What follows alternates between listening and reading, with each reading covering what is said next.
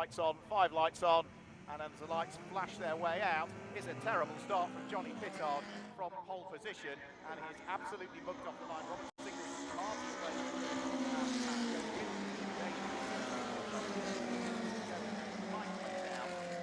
didn't have the momentum and has dropped down to something like 3rd position. There's already bits of bodywork filling off some of the cars as they head up towards Quarry for the first time. Well, it looks like it's the white with the pink flashes that has got the lead. So Robert Singleton, the 93, I'm going to assume, is the one, but he's being challenged as he comes down towards the S's. They're still staying side by side for the first part of that, and somehow they just funneled through and got away with it. And it looks like the Pulse are just trying to come back already. So the 23 car, Tim, take the lead at the S's. It wasn't possible, so he's tucked himself behind, and that's actually lost him enough momentum. That means that Johnny Pittard, the black number 81 car, is trying to come back at him, and in fact he is trying to make a challenge as he comes back towards you. Yeah, so as they head through the tower and into towards braking air from Bobby's, Johnny Pittard can't quite unlock the door there, but he's got a good run coming out of that corner to try and squeeze his way through and past Tim Davis. He's still not quite been able to do it, and all of this is playing beautifully into the hands of Robert Singleton, who is starting to disappear up the road in the lead of the race. And even now, as they head round through the final corner, Camp, it is still Tim Davis that's there in 2nd place, and now we've got the challenge for 2nd place, and through finally goes Johnny Pittard. Place gained over Tim Davis, he's up to 2nd. Yeah, it felt like it was a matter of time, that, didn't it, really? He was buzzing all over him for several of the sections over this part, although he's having to be mindful. I wouldn't say he's going fully defensive, but it looked as though Tim Davis, the blue car with the yellow flashes, was trying to come back at him as they came down towards the S's. Wasn't possible, so he's tucked himself into that second. The 91 car of Colin Watson's now sort of bolted himself onto the back of that trio, and what it does mean is that Robert Singleton's managed to pull away quite a lead at the moment. But all of a sudden, our pole sitter now is up into 2nd. He's going to try and whittle that down. Yeah, well, as he came through, still 3rd over the line last time through, but he'd been now something like 1.6, 1.7 seconds off our race leader, Robert Singleton. So he's got to push hard, Johnny Pittard, to close that gap. And then once he starts to pick up a bit more of the toe, that's when he should get ever closer to Robert Singleton, our race leader, who is about to complete the 2nd lap now. So through over the start-finish line comes the Boss Racing prepared Caterham. The gap from himself back to Johnny Pittard is 1 1/4 seconds. Johnny Pittard that time through, even with the overtake, set the fastest lap of the race. 1 minute 8.867. He's on his way, Chris, and he's closing in. Yeah, that sounds, I almost feel like we should be playing the Jaws music now, because he's hunting him down. His lights are ablaze as he comes out of Quarry Corner towards the S's, and you can just sense that margin towards our leader, Robert Singleton's being whittled down already. He's not even having to defend from the challenges of Tim Davis and Colin Watson behind him now. They're probably going to pick up their own battle. It's very much these four that have romped away at the front. Main's open for 15. Closes for the final 15, but the gap 1st and 2nd has certainly come down. It was 1 1/4 seconds at the start of the lap. Well, because of the hard work that Johnny Pittard has put in, he has reeled in the race leader. He set a new fastest lap of the race with a 1 minute 8.769 and has brought the gap down by about 4/10 that time through. So gap 1st to 2nd is now down to just 0.8 of a second. And the important thing for Johnny Pittard, Chris Dawes, is that he's now in the toe of the race leader. Yep, as they're exiting now, you can see, I don't think he's going to be able to have a little nibble this time down towards the Aces, but he's starting to do the psychological positioning where he's showing his nose in the mirror as though he's posturing to put a challenge into the S's. Not necessarily a place to really do it, but he's now pedaling that car out of Old Paddock down towards Tower we go. Is he looking? I'm going to lose them behind the trees for a second, but it looked as if he's posturing towards the inside, and he's side by side still as they exit Tower towards Bobby's. You probably get a better idea than me. Yeah, he's through already by the look of things, and Robert Singleton lets him go. So as they head through Bobby's and head out of Westway, it is Johnny Pittard who has now taken up the lead of the race. He might have qualified on pole, but the poor start put him on the back foot for the first good hours, 3 3/4 laps of the race, but he's finally through to pick up the lead of the race. Johnny Pittard leads the way as they go over the start-finish line. Robert Singleton there in 2nd place. Not that far away still, though, is the blue car with the yellow rollover hoop. Tim Davis, who's there in 3rd place. 4th at the moment is Colin Watson. It's quite a gap back to 5th at the moment. Robert Forsdyke sits there in 5th position, but he's a long way adrift of the lead quartet. So they are making their way round Quarry Corner, and yeah, you can see that he's already gapped him away quite significantly as they get down towards the S's. The top four are almost sort of equidistant. Well, maybe the top three. It looks to me as though possibly the fourth place Colin Watson, 91, is dropping away, and 23 car of Tim Davies has found a new lease of life. And our leaders just getting bulked by a back marker through the S's there. Back marker did nothing wrong, but as we always say, they can't suddenly disappear. Did a great job there on the exit of the S's to just keep over to the right and pointed towards the left to let them know where to go. But it means we've probably got about 3 car lengths between our lead two at the moment. Pittard just had to be patient there. The bad news for him is that Singleton, he wasn't being patient, was he? No, he's closed within a Caterham's length. That's all there is. In fact, he's pretty much nose to tail as they head in towards Bobby's that time through. Now, again, good drive out of the corner for Johnny Pittard as he heads down the Dean straight. Means that he's just able to break away in a straight line. His car, even with Singleton in the tow, he still increases the amount of daylight between himself and the car that's hunting him down. But through the corners, seems as though Robert Singleton has a car which is more to his liking than the race leaders. And now as they head through Folly and start to head up towards Avon Rise, you can see they are pretty much nose to tail again for the lead of the race. Yeah, 40-minute race, let's remember, that they're doing out there, and they're competing to this level in this incredible heat. The stamina, the focus that is required by these drivers is really, really impressive. Lead two make their way in towards the S's again, still nice and close. Singleton may have been hunted down and passed. Well, he's just got a little bit wild on the exit of the S's there, so he's lost a bit of ground. That car looks so loose coming through. Drove this in our GT Championship earlier this year and was absolutely flying in this car, so he knows it well. Lead two go through. Still that moment coming out of S's last lap has sort of broken the toe, broken the spirit somewhat of Singleton, and he's a good chunk behind. But interestingly, Davies and Watson somewhere. As our race leaders are now threading their way through the traffic, and all of a sudden Robert Singleton has fallen away from Johnny Pittard through the traffic. He is now 2¼ seconds shy of the race leader and has now got Tim Davies breathing down his neck as they head in towards the braking area for Quarry. The fight's on for second and third all of a sudden. See, I'm wondering, I said about him looking loose through this section, and you know, some drivers will have that as a preference. I wonder whether that's not a preference. He's onto the straight, and they've got past a back marker, and the blue 23 car of Davies is now all over the back of Singleton, the 93 car with the pink flashes on that all-white car. He is in his own battle. They've got a few back markers, and I've always said one thing worse than back markers is battling back markers, and that's what they're trying to take. Roll cage that everyone will recognise down this part of the circuit, and it was nearly heading in towards the S's for Tim Davies, number 23, yeah. So something's not right. It's I wonder if the tyre pressures would maybe started a bit too high, and yeah. And you know, and almost Stephen Lansley was referring to that, how they into Camp Corner, and he was clearly unaware, sorry, went into Quarry, clearly unaware what was going on with the car, because as he turned in, that was when the car really started to break away, and I think that was the point he realised there was a problem with the left oblique. Yeah. The thing that looked a bit unusual on the 33 car of Sergej Chapajin was he managed to pick up a marker in the roll cage of the car, so that's been removed. They need to do it. So it's with everybody pitted, we need to just let this scrub its way through.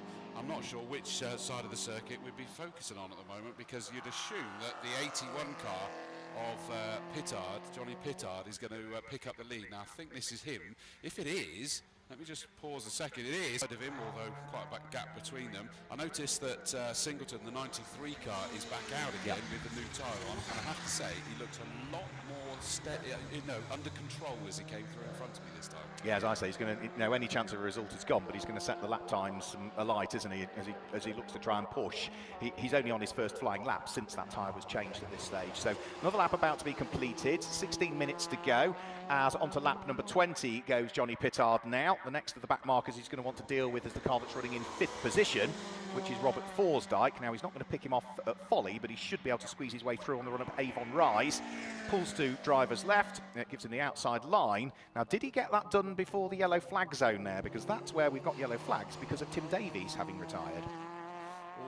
I was looking down towards Quarry, and running wide there was, is that possibly Alex that's just, no, I'm looking at the wrong 93, but a back marker that just had to get out of the way of our race leader, who the back car coming through in front of us. It was the 188 car of Forsdyke, your man that took the yards at the same time. He just went a little bit wide going through Quarry Corner, right in front of our race leader. The race leader didn't care. He said, "Thank you, you've left more of a gap on the inside.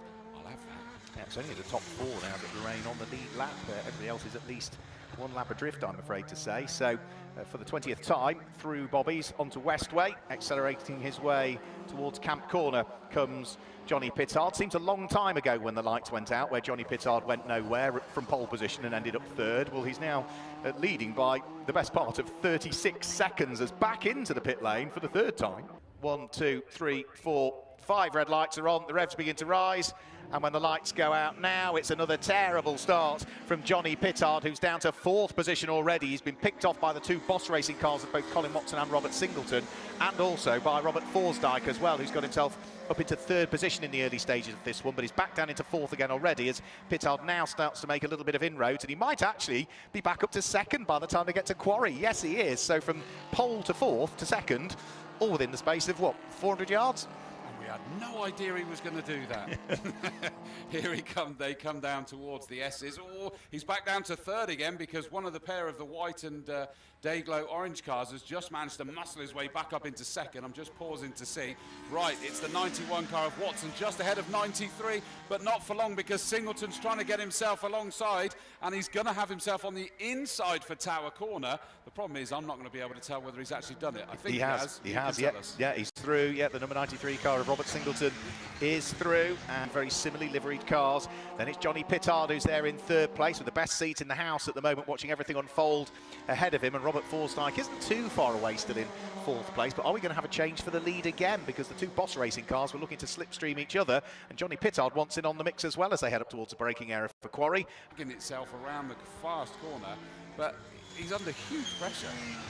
Yeah, he is, absolutely, because despite everything that he's trying to do to try and build a little advantage between himself and his teammate, Colin Watson is thinking, absolutely, you're not getting away from me. I'm going to stick like glue to your back bumper as much as I possibly can. And also Johnny Pittard now has started to close in a little bit more as well. So it's still 3 for the lead of the race. Top 3 were covered by exactly 1 3/4 seconds last time over the start-finish line.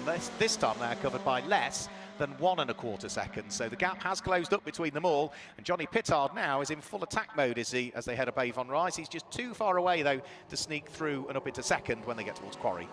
Yeah, it's an interesting dichotomy for them, really, is that do they bother to really make a challenge at this early stage when they know how hot it is, how damaging it is to their tyres, how difficult it is for them physically. You know, it's a full 40-minute race. They've got a pit stop to serve and all of that sort of stuff.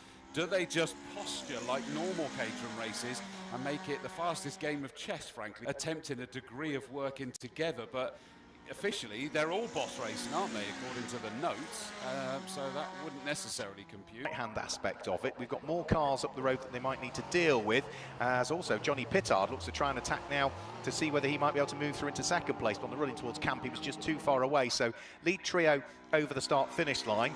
The traffic that they're going to catch is going to be car number 172, which is Rob Cooper, who is circulating in 5th. Select the driver of the race for race 4 onwards, just so we yes. know that. So yeah, got a reminder. Oh, and we've just got what happened there. It was the 2nd place 91 car of Watson just checked up as he came through the S's there, and I thought that it suddenly, you know, lost all power, but I can only assume that he missed a gear because it just sort of stalled, if you will, in the middle of the circuit, and he's about to get passed by Pittard, but what you're seeing is he's back up to speed again and trying to fight it off. That was weird. It was really weird, and Johnny Pittard is looking to try and see whether he can squeeze his way through, and I think he's just about done it there as they exited Bobby's. Yep, indeed, through goes Johnny Pittard, the black car with the gold flashes to it, but the white, yellow crash helmet, and he does that. He comes into the pit lane and Colin Watson follows him in all of a sudden. So we've got the top 3 in actually. So all 3 of them are in. Robert Singleton, Colin Watson, Johnny Pittard, all head for the pit lane. So that now means that there's only 1 car out there that hasn't pitted as yet, and that will be car number 54, which is the car that's still in the hands of Simon Lanyon. So that's the only car that remains still to pit. Have we got Josh down there in the pit lane? Yeah, I was going to say, Mark, I can see those 3 teammates making their way down. This time, Boss Racing have brought a load of tyres with them, just in case after that problem they had earlier. So they've got 5 spare tyres. Hopefully they won't be needed. And I suspect these 3 should leave the pits in a similar position to what they've just parked up now. That's the theory, isn't it? If they all remain stationary for the requisite amount of time, then they should be all into the pits and out of the pits at exactly the same time. And it is, the Boss Racing crew going to work. All three of those cars prepared by Boss Racing down in the southeast of England. And looking forward to seeing how they get on. And who's going to come out with team honours and bragging rights? Well, there's looks at the moment to the back of Robert Singleton's car, the back left corner. Looks like it's dripped a bit of fluid, possibly. Not sure what that would be. The team were having a good look at that. They've stopped looking at it now, which hopefully means that they think all is okay. But the scrutineers are down here as well. The gubbins are leaking, Mark. They are. What they need to do is put some extra gubbins around the gubbins. More technical updates from Chris Dawes throughout the course of the afternoon. You can always see the flies as well splattered onto the front of the Dayglow yellow crash helmet of Johnny Pittard. Back out of the pit lane go all three of those cars that came in together. So a brief pause in proceedings. They can get back on with it again now. So as they all accelerate their way out of the pit lane, there's only one car still as yet to pit, and it just goes past me now, the number 54 car of Simon Lanyon that still needs to pit. But once they came in together, Chris, as they head up Avon Rise towards Quarry, the gaps aren't quite the same. Yeah, it's weird that, isn't it, really? And yeah, just they're coming onto this straight now. Yeah, it's Pittard is ahead of Watson, but I think that happened just his progress as he heads up Avon Rise on towards Quarry Corner. So top three are with you, but unfortunately, yeah, with those pit stops, they're all about 3 seconds, 3.5 seconds away from each other. Interesting. I mean, you are better off being cautious to make sure that your back marker as quick as possible. As he came out of Old Paddock, it was twitty as heck. Well, the problem is he looks like he's been driving it on the ragged ledge lap after lap after lap, and he's clearly just comfortable with what it's doing. It must be very predictable. He got the fastest lap 2 laps ago, didn't he, of the race? Yeah, 1 minute 9.038, yeah. So he's clearly happy that what it's doing is not too detrimental to either him or the car, or is risking him firing it off if it catches him out. So it must be a very unusual thing it's doing, but he understands it. So Robert Singleton leading by 4.4 seconds, and it doesn't look as though Johnny Pittard has got any response at all at the moment in the number 81 car, has he? No, and when you consider that he was our pole sitter. It's gone back out by 2/10 that time through, so Johnny Pittard is going to have to find anything else he's got in reserve. He needs to throw it now, doesn't he, at trying to close up that gap, because with 10-11 minutes to go, he's got to keep pushing. The Lanyon 54 car has indeed stopped here on the sort of the outside of Old Paddock entry, so he's going to get pushed out through the gap, nicely out of the way. Don't even need yellows the way he's got himself nicely out of the way. It's a great job done there in sorry circumstances. Leaders go smoother as well, as though maybe during that pit stop when they dropped out a little bit of the tyre pressures, it sort of worked a little bit. But Johnny Pittard that time through is pushing hard in second place. Another new fastest lap of the race overall from him, 1 minute 8.837. He brings the gap down now to just 2 seconds as they head round Quarry Corner on lap 27. Wowzers, yes, they come down the straight towards us. It's still not in the position to be able to really even sort of pretend that he's going to make a move yet. He's not going to be putting undue pressure on our leader, but our leader's putting some pressure on himself. And again, as he's having to keep correcting it through Old Paddock there, as he did on the exit of the S's as well.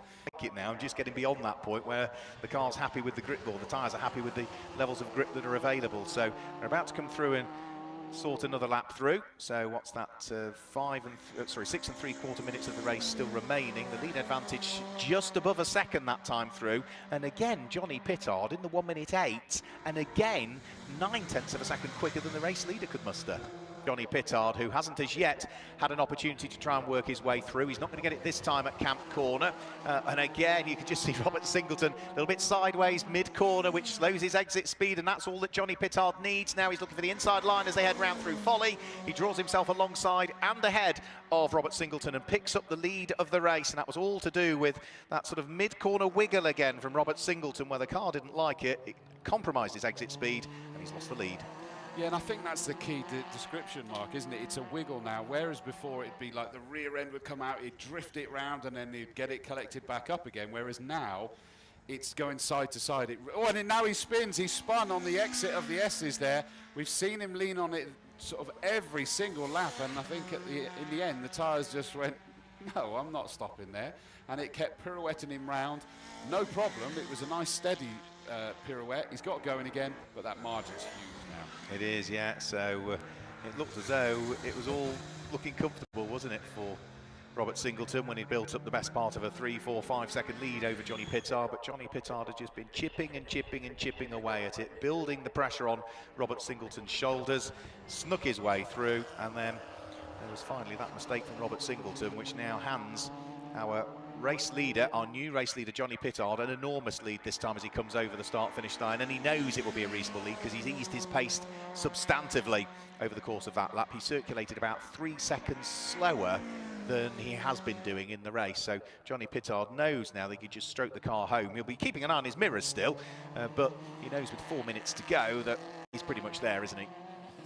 Yeah, and one thing that was standing out to me is if you consider at which point in this race each of these drivers did their fastest laps, i.e. bearing in mind Singleton with, well, it was more than half of the race gone, wasn't it? But it was a lot earlier that he suddenly was banging in the fastest lap of the race, whereas at this late stage that Pittard's looked after his tyres and he's now gone, okay, I'm going to speed this one up now and take the lead. Yeah, well, he's on lap number 30 at the moment, Johnny Pittard. He set his fastest lap on lap 26, and that remains the fastest lap of the race, 48.8 to 3.7, whereas for Robert Singleton, yeah, he's on lap number 30, but he did his on lap number 17 was his fastest lap, and his was still about a quarter of a second slower than Johnny Pittard, so I think you're right. I think it's looking after those tyres. Still keep an eye towards that fight that's going on at the back as well, because Robert Cooper and Alex Harbour are still together, squabbling over who wants to be first and second in Class C. Over the start-finish line goes Johnny Pittard. He's got to up his pace a little bit here, because Johnny Pittard now has eased off, thinking he's got a good advantage. 1 minute 14.4, but that's compared to Robert Singleton's 1 minute 10.3. So all of a sudden, there's only a 2.1 second lead again at first to second place. So it's not done and dusted yet, you know. Up Avon Rise and in towards the braking area for Quarry. So we could have another change of overall lead with less than 2 minutes to go. Yes, they are absolutely together, nose to tail as they go through. And is that a good exit from the second place car of Singleton? No, it was an optical illusion, although it is a slightly defensive line by Pittard, and it is alongside through the S's. Goodness me, he was on the outside of the right-hand, initial right-hand turn of the S's, made that stick as he got towards the apex, but Pittard's now got a good exit from through old Paddock. That was almost as if Singleton moved himself out of the way. Now, with what we saw earlier, it could have been that he just got himself a little bit loose and had no choice because he's coming back at him through Tower. Here they come, yes, almost side by side round through Tower, but Johnny Pittard still has his nose ahead as they head up towards Bobby's, and Robert Singleton breaks a little bit late, compromises his entry into Bobby's, which is going to slow his exit onto Westway and the Dean Straight, so he's not fully going to pick up enough slipstream as they head up towards Camp Corner, so he needs to get a good exit coming out of Camp Corner to get the toe as they head round through Folly and Avon Rise, and they will be heading on to their final lap of the race this time through, so through they'll go. Johnny Pittard leads the way. Looks like they're going side by side, but it won't be, no, because it is still Pittard having to go defensive there. Are we going to see the sneaky move again? We certainly saw it being tried by Singleton. He wasn't able to get himself alongside by the time they got to the apex, so still Pittard just about has the nod through old Paddock down towards Tower they go. They got back markers ahead of them. Are they going to come into play, or is it just going to be far enough? I've got a feeling this back marker is going to come into play. It may well do. And again, Robert Singleton very sideways round through Tower, gathers it up, but then outbreaks himself through Bobby's and has to cut across the grass. And well, by the time he rejoins, Christian Pittard is already through and ahead. So he was pushing hard. He threw everything at it, Robert Singleton. I don't think the back marker, which is going to be Rob Cooper, is going to come into play, who finally got picked off by Alex Harbour, who has picked up Class C in the closing laps. But it is Johnny Pittard that comes through to claim the win in the second of our two Gold Arts Magnificent Sevens races, from Robert Singleton in second place, who threw everything at it, including the kitchen sink, but it just wasn't enough in the end.